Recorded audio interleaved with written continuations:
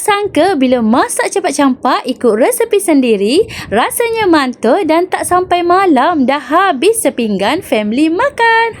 So mula-mula saya tumiskan dulu bawang merah, bawang putih dan cili padi yang dihiris sampai naik bau. Kacau-kacau sampailah dia kekuningan.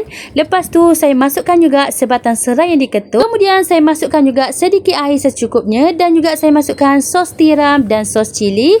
Kacau-kacau sekejap. Kemudian saya masukkan carrot setelah dia punya kuah tu mendidih. Lepas tu saya masukkan ayam yang telah digoreng. Ayam tu potong kecil-kecil, memang sedap korang. Lepas tu saya masukkan daun limau purut, bawang Holland hiris dan juga cili besar warna hijau. Okey. Lepas tu masukkanlah perasa macam garam, ajinomoto, serbuk perasa dan juga sedikit gula. Kacau-kacau sekejap. Kemudian saya masukkan juga tomato. Lepas tu kacau lagi. Kemudian kita punya ayam masak cepat campak is done. Korang jangan lupa try.